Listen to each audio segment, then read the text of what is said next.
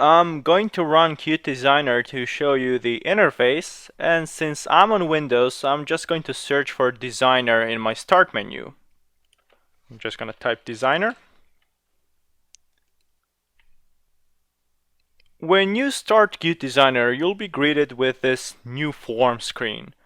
In it, you can select a kind of a template to use when designing a new form.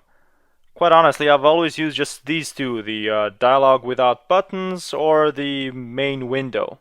The dialog without buttons corresponds to our QDialog class, and of course, as you might assume, the main window corresponds to QMainWindow class.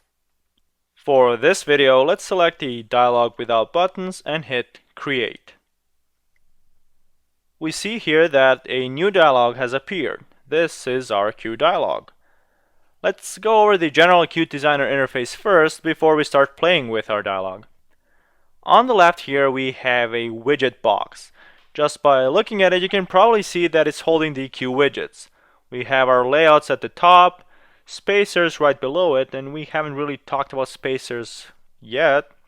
We have our buttons with our Q push button, and if I scroll down we have our input widgets such as the combo box, the Q line edit, and our display widgets such as the Q label and many more.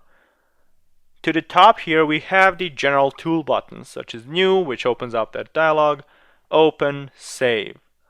Here we have the ordering. For example, if we want a certain Q widget to appear in front or behind another Q widget, we can set those settings right here.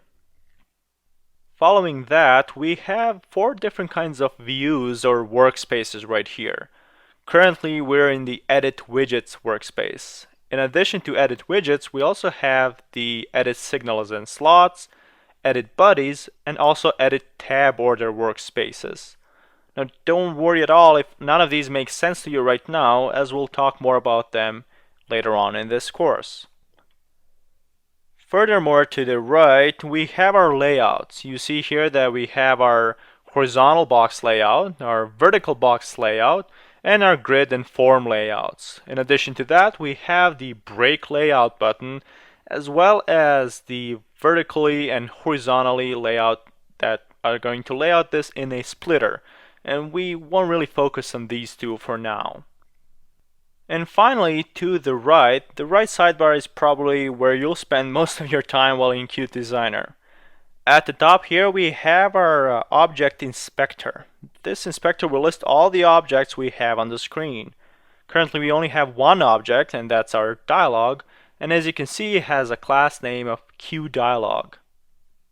As we add more objects, they will all appear here in a tree view fashion. But where does this dialog come from?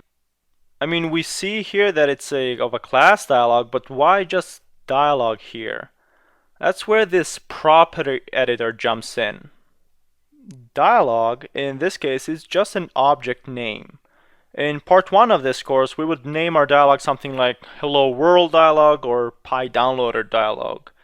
So here, instead of manually editing our code, we can simply type what we want our dialog object name to be.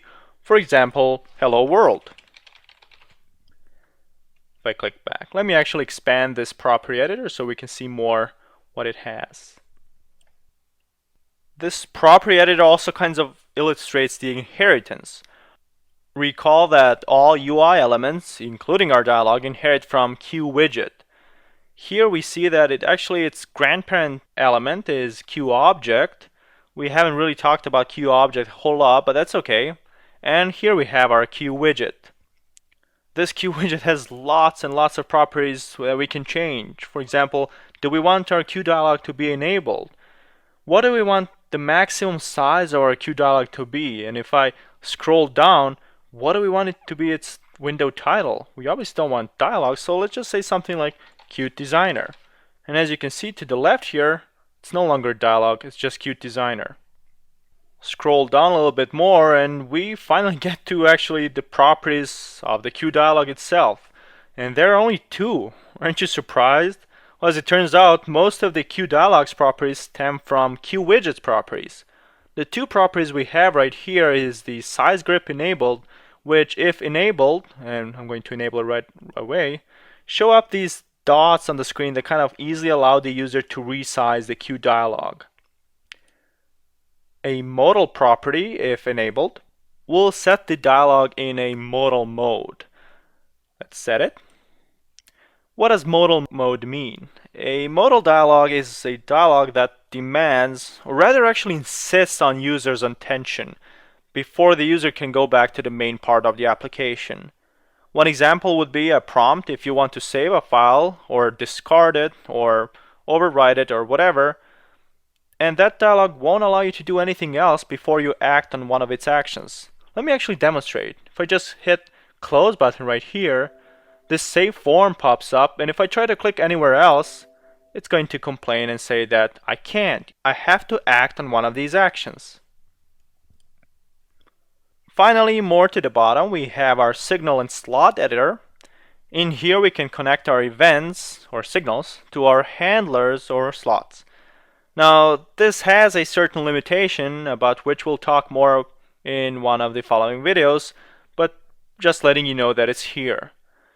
You can see also that it's a tabbed interface, so here we have an action editor and also something called a resource browser. And we'll definitely touch on these later on in this course. Now you're probably anxious to start playing with the dialog itself and put some widgets on it, so that's exactly what we're about to do.